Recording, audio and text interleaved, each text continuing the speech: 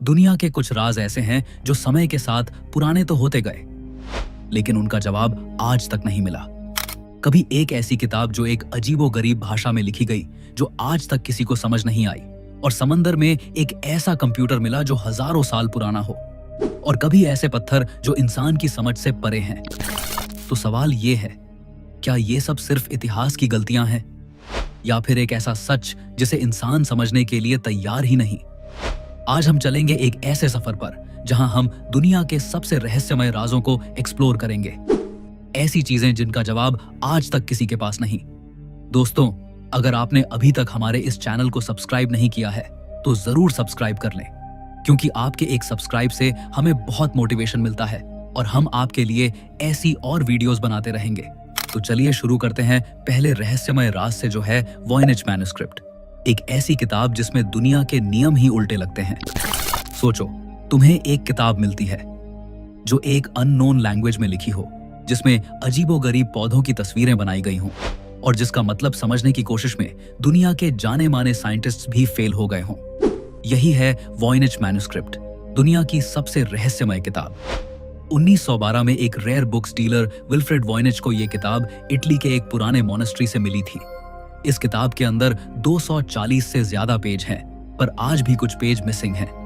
Radiocarbon dating के बाद scientists ने कंफर्म किया कि यह किताब साल 1400 से 1440 के बीच लिखी गई थी, यानी लगभग 600 साल पुरानी है। पर असली रहस्य शुरू होता है इसके कंटेंट से। आखिर किताब के अंदर क्या है, आइए जानते हैं। हर पेज पर एक अननोन स्क्रिप्ट लिखा हुआ है। ये लैंग्वेज दुनिया के किसी भी कल्चर, किसी भी सिविलाइजेशन से मैच नहीं करती। इसमें ऐसे सिंबल्स और अल्फाबेट्स हैं जो इंसान ने कभी पहले नहीं देखे, और तस्वीरें कुछ अजीब और अनोखे पौधों की बनाई गई हैं जो रियलिटी में कहीं मौजूद ही नहीं। कुछ पेजेस पर एस्ट्रोलॉजिकल डायग्राम्स हैं, ऐसे स्टार्स और गैलेक्सीज जो मिडीवल यूरोप के लोग जानते ही नहीं थे। सबसे हैरान करने वाली बात, कुछ इलस्ट्रेशंस में naked women strange green liquid में स्नान करती हुई दिखाई गई हैं, जिनके आसपास ट्यूब और पाइप्स जैसी चीजें बनी हैं, जैसे किसी अननोन टेक्नोलॉजी का स्केच हो। कुछ लोग मानते हैं कि यह किताब एक एलियन सिविलाइजेशन का मैसेज है जो हम समझ नहीं पा रहे, और कुछ लोग मानते हैं शायद ये एक ऐसी एंशिएंट सभ्यता का रिकॉर्ड है जो खत्म हो गई और उसकी लैंग्वेज हमारे लिए हमेशा के लिए खो गई। कुछ हिस्टोरियंस कहते हैं कि शायद ये एक मेडिवल मेडिकल गाइड है जो विमेन्स हेल्थ और हर्बल मेडिसिन पर लिखी गई थी, पर अगर ऐसा होता तो लैंग्वेज डिकोड हो जाती। कुछ एक्सपर्ट्स बोलते हैं कि शायद ये एक फेक मैन्युस्क्रिप्ट है जो मिडीवल जमाने में पैसा बनाने के लिए लिखी गई। पर सवाल उठता है, एक फेक किताब में इतना कॉम्प्लेक्स लैंग्वेज और सिस्टमैटिक सिंबल्स क्यों लिखे जाते? 100 साल से ज्यादा हो गए, पर इस किताब का कोड अब तक ब्रेक नहीं हुआ।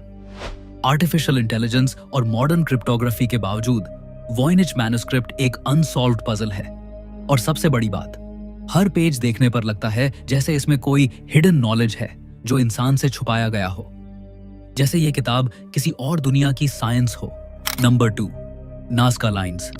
सोचो, एक ऐसा रेगिस्तान जहां मिट्टी और पत्थर के बीच जमीन पर खींचे गए लकीरों से इतने बड़े बड़े डिजाइन्स बने हैं कि उन्हें सिर्फ आसमान से ही देखा जा सकता है।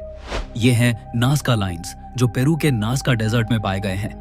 जमीन पर चलने वाले इंसान को ये लाइंस बस रैंडम और अजीब सी खुदाई लगती हैं, लेकिन जब 1930 के आसपास पहली बार एयरप्लेन्स ने नाज़का के रेगिस्तान के ऊपर से उड़ान भरी तो उन्होंने एक हैरतअंगेज खुलासा किया।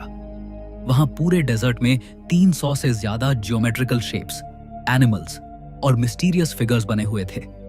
सोचो, किसी ने एक इंसान की शक्ल, एक मंकी, एक जायंट हमिंगबर्ड और एक स्पाइडर रेगिस्तान की जमीन पर खींच दिए, और वो भी इतने बड़े स्केल पर कि उन्हें सिर्फ आसमान से ही समझा जा सकता है।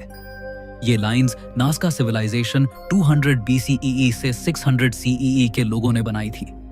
रेगिस्तान की अपर लेयर एक तरह की रेडिश ब्राउन मिट्टी से भरी है। अगर इस लेयर को हटा दिया जाए तो नीचे से एक हल्का ग्रे व्हाइट सरफेस निकलता है। नाज़का के लोगों ने इसी सरफेस को एक्सपोज करके लाइंस बनाई। लेकिन सवाल यह है, इतने बड़े और परफेक्ट डिजाइन्स उन्होंने बनाए कैसे? उस टाइम कोई ड्रोन नहीं था, कोई एयरप्लेन नहीं था। जमीन पर खड़े होकर इंसान को कभी समझ ही नहीं आता कि पूरा डिजाइन क्या बन रहा है। कई स्कॉलर्स कहते हैं कि नाज़का लाइंस एक तरह का एस्ट्रोनॉमिकल कैलेंडर थी। ये फिगर्स स्टार्स, कॉन्स्टलेशंस और सोल्स्टिस के टाइम अलाइन होते हैं। मतलब शायद उनका रिलेशन आसमान के तारे और प्लैनेटरी साइकिल्स से था। एक थ्योरी के मुताबिक ये लाइंस एक तरह की सेरेमोनियल पाथवेज थी। मतलब लोग इन पर चलकर रिचुअल्स करते थे, शायद पानी के लिए प्रेयर्स, क्योंकि नाज़का एक बहुत सूखा एरिया है। सबसे पॉपुलर और थ्रिल वाली थ्योरी ये है कि ये लाइंस किसी एलियन सिविलाइजेशन के लिए बनाई गई थी, एक तरह के लैंडिंग मार्क्स, जिससे वो आसमान से आइडेंटिफाई कर सके। क्योंकि उस तरह की स्केल और परफेक्शन बनाना इंसान के लिए उस टाइम ऑलमोस्ट इम्पॉसिबल लगता था। कुछ एक्सपर्ट्स कहते हैं कि ये एक तरह का अंडरग्राउंड वाटर मैप था। नाज़का के लोग शायद दिखाना चाहते थे कि कौन से एरियाज के नीचे पानी अवेलेबल है। नाज़का लाइंस आज भी वैसे ही सेफ हैं जैसे 2000 साल पहले बनाए गए थे। रेगिस्तान का ड्राई क्लाइमेट और विंड्स की कमी की वजह से ये लकीरें कभी मिटती नहीं। यूनेस्को ने इन्हें वर्ल्ड हेरिटेज साइट डिक्लेयर किया, लेकिन मिस्ट्री अब तक वही की वही है। क्या ये डिवाइन प्रेयर्स थी, एक कैलेंडर था, या फिर एलियंस के लिए मैसेज? सोचो, एक पूरा सिविलाइजेशन ऐसे डिजाइन्स बनाता है जो खुद जमीन से कभी देख ही नहीं सकता। मतलब उन्होंने ये किसके लिए बनाया था? Number 3, pyramids of Giza. सोचो, एक ऐसा स्थान जो हजारों सालों से दुनिया के सबसे बड़े राज अपने अंदर छुपाए बैठा है। गीजा के पिरामिड्स। ये पिरामिड्स सिर्फ एक मकबरा या आर्किटेक्चर का कमाल नहीं है, बल्कि एक अनसॉल्व्ड मिस्ट्री का समुद्र है। सबसे ज्यादा डिस्कशन होती है ग्रेट पिरामिड ऑफ खुफू के अंदर छुपे हुए सीक्रेट चैम्बर्स के बारे में। जब इस पिरामिड का कंस्ट्रक्शन हुआ था लगभग 4500 साल पहले, तब उसे इतनी एक्यूरेसी के साथ बनाया गया था कि आज के मॉडर्न इंजीनियर्स भी हैरान हो जाते हैं। 2017 में एक scientific project scan pyramids mission ने एक ऐसा डिस्कवरी किया जिसमें म्योन रेडियोग्राफी टेक्निक का यूज हुआ। ये एक तरह की कॉस्मिक रे इमेजिंग है जो वॉल्स के अंदर छुपे स्पेसेस को डिटेक्ट करती है। और तब साइंटिस्ट्स ने कंफर्म किया कि खुफू के पिरामिड के अंदर एक बड़ा हिडन वॉइड एग्जिस्ट करता है, लगभग एक कमर्शियल एयरप्लेन जितना लंबा। अब सवाल उठता है, ये चैम्बर किस काम का था? कुछ लोग कहते हैं कि ये एक कंस्ट्रक्शन कॉरिडोर था जो पिरामिड बनाते वक्त इस्तेमाल हुआ और बाद में सील कर दिया गया। दूसरे रिसर्चर्स मानते हैं कि ये एक रॉयल बरियल चैम्बर हो सकता है जिसमें अभी तक किसी को घुसने का मौका नहीं मिला। और कुछ थ्योरिस्ट्स का मानना है कि ये चैम्बर एंशिएंट टेक्नोलॉजी या फराओ के खजाने का सीक्रेट वॉल्ट हो सकता है। और मिस्ट्री और गहरी तब हो जाती है जब ये पता चलता है कि पिरामिड के अंदर आज तक ऐसे नैरो शाफ्ट्स और कॉरिडोर्स भी हैं जिनका पर्पज किसी को समझ नहीं आया। जैसे एक शाफ्ट डायरेक्टली स्टार्स की अलाइनमेंट में बना हुआ है, जो इस बात की तरफ इशारा करता है कि इजिप्शियंस का एस्ट्रोनॉमी और आफ्टर लाइफ के साथ गहरा कनेक्शन था। पिरामिड्स के अंदर के चैम्बर्स का राज अभी तक पूरी तरह सॉल्व नहीं हुआ। आज भी वहां एक्सपेरिमेंट्स और स्कैनिंग चल रही है, लेकिन अंदर फिजिकली एंटर करने की परमिशन नहीं दी जाती क्योंकि वो स्ट्रक्चर डिस्टर्ब हो सकता है। सोचो, अगर एक दिन ये चैम्बर्स ओपन हो गए तो क्या हमें एक खजाना मिलेगा, या फिर ऐसी नॉलेज जो इंसान की हिस्ट्री को हमेशा के लिए बदल दे? पिरामिड्स के अंदर छुपा ये सीक्रेट चैम्बर अभी भी दुनिया का एक ऐसा राज है जो हर जनरेशन को चैलेंज करता है। Number 4, Easter Island moai statues. Pacific Ocean के बीच एक छोटा सा आइलैंड है ईस्टर आइलैंड, और यहीं खड़े हैं वो अजीब और बड़े बड़े मोआई स्टैच्यूज जिन्हें देखकर हर इंसान हैरान रह जाता है। वहां जमीन पर 13 फीट से लेकर 30 फीट तक के पत्थर के इंसान जैसे चेहरे खड़े हैं। कुछ का वेट 80 टन तक है, और ये सब स्टोन टूल्स से बनाए गए थे। मतलब ना कोई मशीन ना आयरन, सिर्फ प्रिमिटिव टूल्स। सबसे बड़ी दिक्कत यह है कि इतने बड़े पत्थर काटकर उन्हें माउंटेन के क्वेरी से लेकर किलोमीटरों दूर तक कैसे ले जाए गए। वहां के लोकल्स कहते हैं कि स्टैच्यूज चलकर अपने आप जगह तक गए। ये बात सुनने में अजीब लगती है, लेकिन इसी वजह से मोआई स्टैच्यूज और भी ज्यादा मिस्टीरियस हो जाते हैं। कुछ आर्कियोलॉजिस्ट्स कहते हैं कि शायद वो लोग रोप्स और वुडन लॉग्स से खींच कर लाए होंगे, लेकिन प्रैक्टिकल एक्सपेरिमेंट्स करने के बाद भी आज के मॉडर्न लोग इन्हें मूव करने में स्ट्रगल करते हैं। फिर एंशिएंट आइलैंडर्स ने ये कैसे किया होगा? दूसरा बड़ा सवाल है, ये स्टैच्यूज बने क्यों? कुछ लोग कहते हैं कि ये एंसेस्टर्स की स्पिरिचुअल गार्डियंस हैं जो आइलैंड की रक्षा करते हैं। दूसरे कहते हैं कि ये पावर और अथॉरिटी दिखाने का एक तरीका था। और कुछ थ्योरीज ये भी कहती हैं कि शायद ये एक लॉस्ट सिविलाइजेशन का हिस्सा थे जो एडवांस थी और अपने साथ अपना नॉलेज लेकर गई। और भी डरावनी बात यह है कि रिसर्चर्स कहते हैं इन स्टैच्यूज के नीचे पूरे बॉडीज भी हैं, सिर्फ हेड्स नहीं। जमीन के अंदर दबे हुए बड़े टॉर्सो पार्ट्स भी मिलते हैं जो बताते हैं कि स्टैच्यूज असल में इंसान के पूरे शरीर का रिप्रेजेंटेशन थे। मतलब सेंचुरीज तक लोग समझते रहे कि ये सिर्फ बड़े हेड्स हैं, लेकिन सच और भी गहरा निकला। रात के वक्त जब हवा तेज चलती है और समुद्र की लहरों की आवाज आती है, मोआई स्टैच्यूज एकदम जिंदा जैसे लगते हैं, जैसे वो अपनी आंखों से तुम्हें घूर रहे हों। Number 5, Bermuda triangle. Atlantic ocean के एक हिस्सों में एक ऐसा ट्रायंगुलर एरिया है जिसे बरमूडा ट्रायंगल या डेविल्स ट्रायंगल कहा जाता है। इसके 3 पॉइंट्स हैं, फ्लोरिडा, बरमूडा और प्यूर्टो रिको, और इन तीनों पॉइंट्स को मिला दो तो बनता है एक विशाल समुद्री त्रिकोण जिसमें कई जहाजों और हवाई जहाजों ने बिना किसी निशान के गायब होकर दुनिया को हमेशा हैरान कर दिया। सबसे ज्यादा मशहूर केस 1945 में हुआ था, flight 918। 5 American navy bombers training mission के लिए निकले थे। कम्युनिकेशन में उन्होंने बोला कि कंपास काम नहीं कर रहा, डायरेक्शन क्लियर नहीं हो रही। फिर कुछ घंटों बाद उनका कांटेक्ट डिस्कनेक्ट हो गया और उन सब के प्लेन्स बिना किसी ट्रेस के वैनिश हो गए। और सबसे हैरानी की बात, उन्हें ढूंढने जो रेस्क्यू टीम गई थी वो प्लेन भी वहीं गायब हो गए। सिर्फ प्लेन्स ही नहीं बल्कि अनेक शिप्स भी यहां से वैनिश हो चुके हैं। यूएसएस साइक्लोप्स एक बहुत बड़ा नेवी शिप जिसमें 300 से ज्यादा लोग थे बिना किसी एसओएस सिग्नल के बरमूडा ट्रायंगल में खो गया। न तो कोई शिपरेक मिला, न कोई डेड बॉडी, बस एक पूरा का पूरा शिप हवा में गायब हो गया। कुछ साइंटिस्ट्स कहते हैं कि यहाँ के मैग्नेटिक फील्ड्स कंपास और नेविगेशन इंस्ट्रूमेंट्स को डिस्टर्ब कर देते हैं। Methane gas hydrates. Ocean floor के नीचे से मीथेन गैस निकलती है जो पानी का डेंसिटी चेंज कर देती है और शिप्स आसानी से डूब जाते हैं। कुछ थ्योरिस्ट्स मानते हैं कि यह एरिया एक एलियन बेस है जहां से वे इंसानों को अपने एक्सपेरिमेंट्स के लिए ले जाते हैं।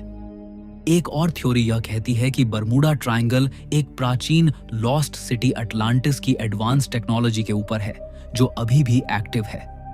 हजारों इन्वेस्टिगेशंस के बाद भी बरमूडा ट्रायंगल का असली राज अभी तक खुला नहीं। कई एक्सपर्ट्स कहते हैं कि यह सब बस नेचुरल एक्सप्लेनेशंस हैं, लेकिन सच यह है जितने भी केस यहाँ रिपोर्ट हुए हैं उनका पूरा पूरा जवाब किसी के पास नहीं है। Number 6, shroud of Turin. दोस्तों, अब चलते हैं एक ऐसे राज की तरफ जो धर्म, साइंस और हिस्ट्री तीनों को हमेशा से कंफ्यूज करता आया है। ये राज है श्राउड ऑफ ट्यूरिन, एक पुराना कपड़ा जो दुनिया भर में सबसे ज्यादा डिबेट और रिसर्च का सब्जेक्ट बना हुआ है। सोचो, एक ऐसा कपड़ा जो इतना पुराना है कि उस पर एक आदमी की पूरी बॉडी का फेंट सा इमेज दिखाई देता है। ये कपड़ा इटली के ट्यूरिन शहर में रखा गया है और इसी वजह से इसे श्राउड ऑफ ट्यूरिन कहा जाता है। बहुत से लोग मानते हैं कि ये वही कपड़ा है जिसमें जीसस क्राइस्ट को उनकी डेथ के बाद लपेटा गया था। इस श्राउड पर एक लंबे दाढ़ी वाले आदमी की पूरी बॉडी की आउटलाइन नजर आती है, जैसे किसी ने फोटो खींचकर कपड़े पर छाप दी हो। उस इमेज में आदमी के चेहरे, हाथ, पैर और पीठ तक के निशान दिखते हैं। और सबसे हैरत की बात यह है कि उस आदमी के शरीर पर वही वुंड्स हैं जो बाइबल में जीसस के क्रूसिफिक्शन के वक्त बताए गए हैं। हाथों और पैरों पर कीलों के छेद, पीठ पर मार के निशान और सिर पर कांटों का ताज। साइंस ने इसको समझने की बहुत कोशिश की है। 1988 में कुछ साइंटिस्ट्स ने कार्बन डेटिंग टेस्ट किया और बोला कि श्राउड सिर्फ 700 साल पुराना है, मतलब जीसस के टाइम का नहीं हो सकता। लेकिन बाद में और रिसर्चर्स ने कहा कि श्राउड पर पॉल्यूशन, एग और रिपेयर्स की वजह से कार्बन डेटिंग सही रिजल्ट नहीं दे पाई।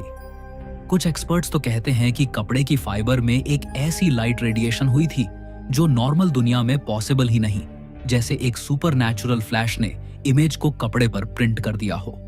आज तक कोई कंफर्म नहीं कर पाया कि श्राउड ऑफ ट्यूरिन असली है या एक मीडिवल जमाने का बनाया गया फेक रेलिक।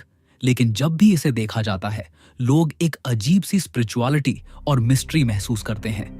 ये एक ऐसी चीज है जो साइंस और फेथ के बीच की एक बड़ी पजल बनी हुई है। दोस्तों जरा सोचिए, क्या ये सच में जीसस का श्राउड है जो उनके रेजरेक्शन का सबूत देता है, या फिर सिर्फ एक केयरफुली क्राफ्टेड इल्यूजन है जो ह्यूमन हिस्ट्री का सबसे बड़ा रिलीजियस मिस्ट्री बन गया? Number 7, Antikythera mechanism. समुद्र के गहरे पानियों में एक जहाज का कला टूटा पड़ा है। वहां से एक ऐसा पुराना जंग लगा हुआ लोहे का टुकड़ा निकला जो पहले तो एक खराब धातु का टुकड़ा लगता था, लेकिन जब साइंटिस्ट्स ने उसे ध्यान से देखा तो उनकी सांसें रुक गईं। ये कोई आम धातु का टुकड़ा नहीं था, ये था एंटिकेथेरा मैकेनिज्म, एक ऐसा यंत्र जो अपने समय से हजारों साल आगे था। 1901 में ग्रीक डाइवर्स एक शिपरेक एक्सप्लोर कर रहे थे जो एंटिकेथेरा आइलैंड के पास डूब चुका था। वहां उन्हें गोल्ड, स्टैच्यूज और ऑर्नामेंट्स मिले, लेकिन सबसे बड़ी डिस्कवरी थी एक रस्टेड गियर मशीन। पहले आर्कियोलॉजिस्ट्स को लगा ये बस एक टूटा हुआ एस्ट्रोलॉजिकल इंस्ट्रूमेंट है, लेकिन जैसे जैसे रिसर्च हुई पता चला कि ये तो एक इनक्रेडिबल मशीन है जो 2000 साल पुरानी है। इसमें छोटे छोटे गियर्स, व्हील्स और डायल्स लगे हुए थे, बिल्कुल एक मॉडर्न क्लॉक की तरह। रिसर्च के बाद पता चला कि ये मैकेनिज्म सूरज, चांद और ग्रहों की गति कैलकुलेट कर सकता था, ग्रहण प्रिडिक्ट कर सकता था, यहां तक कि ओलंपिक गेम्स की डेट्स भी बताता था। सोचो, 2000 साल पहले एक मशीन जो आज के कंप्यूटर जैसा काम करती थी, कैसे बनाया होगा? ये सबसे बड़ी मिस्ट्री है। उस दौर 100 BCE में ऐसी टेक्नोलॉजी होने का कोई रिकॉर्ड नहीं है। मेटल गियर्स का इतना एडवांस डिजाइन बनाने के लिए प्रीसाइज टूल्स चाहिए होते हैं जो तब के लोगों के पास थे ही नहीं। कुछ एक्सपर्ट्स कहते हैं कि शायद लॉस्ट एंशिएंट सिविलाइजेशन या किसी अननोन जीनियस ने यह बनाया होगा। एक्सरे इमेजिंग और 3D स्कैन्स के बाद साइंटिस्ट्स ने कंफर्म किया है कि मैकेनिज्म में 37 गियर्स थे। ये एक तरह का एनालॉग कंप्यूटर था जो स्पेस और टाइम को कैलकुलेट करता था। लेकिन एक सवाल अभी भी जिंदा है, अगर 2000 साल पहले ये टेक्नोलॉजी एग्जिस्ट करती थी तो बाकी दुनिया को उसके बारे में कुछ पता क्यों नहीं चला? और फिर वो नॉलेज अचानक गायब कैसे हो गई? कुछ लोग मानते हैं कि एंटिकेथेरा मैकेनिज्म प्रूफ है कि एंशिएंट एलियंस ने ह्यूमंस को टेक्नोलॉजी दी थी। दूसरे कहते हैं कि ये अटलांटिस जैसी खोई हुई सिविलाइजेशन की एक छोड़ी हुई निशानी है। जो भी सच हो, एक बात तय है, एंटिकेथेरा मैकेनिज्म हमेशा एक ऐसी पहेली बनी रहेगी जो हमें बताती है कि हमारी हिस्ट्री उतनी सिंपल नहीं है जितनी हमें सिखाई गई है। दोस्तों, मिलते हैं अगली वीडियो में एक और रहस्यमय राज के साथ। आपने अभी तक हमारे इस चैनल को सब्सक्राइब नहीं किया है तो जरूर सब्सक्राइब कर लें।